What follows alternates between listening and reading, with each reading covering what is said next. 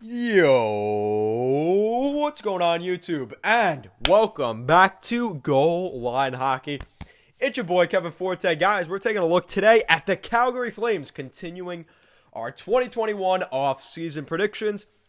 Like I said, we're looking at the Flames today, so let's get right into it. So the Calgary Flames are a team that's really in limbo. I mean, we could see, they remind me of the Philadelphia Flyers right now.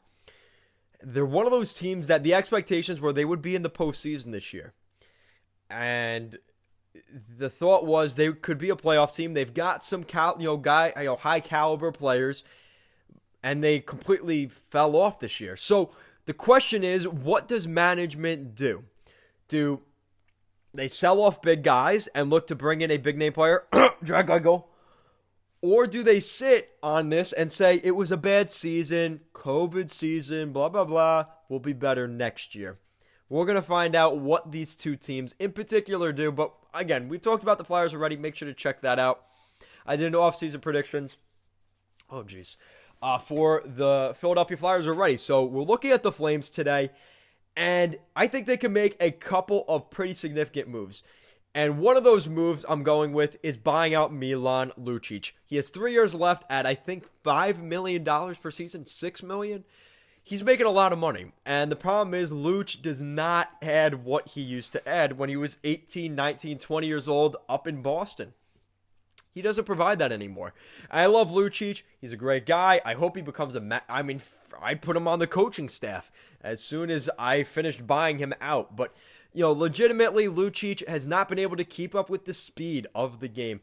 And the Calgary Flames this summer, as the general manager, want to add more speed and add more grit. And I'll explain that. So, buy out Milan Lucic. That's the first thing. Second thing we're going to do, we're going to trade Johnny Gaudreau. Oh, yep, I just lost a bunch of Calgary Flames fans right there. I get the feeling. Now, hear me out. We've heard these rumors before. The Philadelphia Flyers seem like the easy fit, but it's not going to be that simple because there's other teams that are going to be interested in a guy like Johnny Gaudreau. I know Flames fans are rolling their eyes like, okay, Johnny Gaudreau to the Flyers. We've heard that before. But there's a couple other guys that you could maybe, again, you want to talk about Jack Eichel trade. The Flames are a good team for that particular player because who's going to offer up a better player than Johnny Gaudreau, draft picks? Again, the Flames are going to give up draft picks. They're going to be more willing to give up draft picks than LA and the New York Rangers. And even Arizona. They're not going to have their first round pick here in 2021. So, this is a good opportunity for them to kind of reset. I think Johnny Gaudreau moving out, doesn't seem like he's too happy in Calgary. Move him out, get rid of him, bring in Jack Eichel. That's that face of your franchise. You've got really good center depth now. It's going to cost you a lot, but again, you're getting that face you could put on the cover of the arena going into the Saddle Dome next season. That may just be worth it for my coaching staff and my team. So, Jack Eichel could be a guy. What about Colorado? There's a couple defensemen in particular. Ryan Graves, I think, is a good one. What's the price tag on Cale Makar? I'd definitely be asking Joe Sakic about those defensemen. Graves, Makar, Timmins. What's your price tag on these guys? Because I'd love to pick one of them up. Specifically, Ryan Graves, because he is going to be exposed to Seattle, and I think that would be attractive to the Colorado Avalanche for the right deal. Because, again, Johnny Gaudreau is going to be commanding a lot of money. And do the Avs want to give up a guy like Ryan Graves or Cale Makar for a 1 year of Johnny Gaudreau? That doesn't really seem to make much sense. So, again, there's asset management in this as well. But I'm just throwing around names that the Calgary Flames could be looking at for Johnny Gaudreau. Again, ideally, you find a team that wants a 1-for-1, a defenseman for a forward. That's really what you're looking for. But even, what if you went to the Buffalo Sabres? Maybe not a guy like Jack Eichel. What if you went for Sam Reinhart? Sam Reinhart for Johnny Gaudreau. You take his rights, and you try and get a sign-and trade where you're going to sign Sam Reinhart when he comes to Calgary, and you're going to get an extension for Gaudreau in Buffalo. So it could be a win-win in that scenario. But again, you got to find a way to make that work.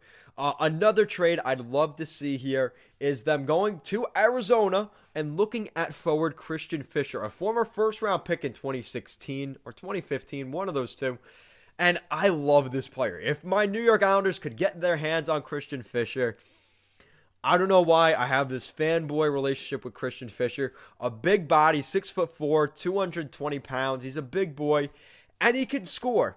And I think we saw that a little bit in Arizona this year. He's had some injury issues as well, but I think Christian Fisher would be a great addition to the Flames. Add a little bit of grit, add a little bit of toughness, a little bit of truculence, like Brian Burke would say.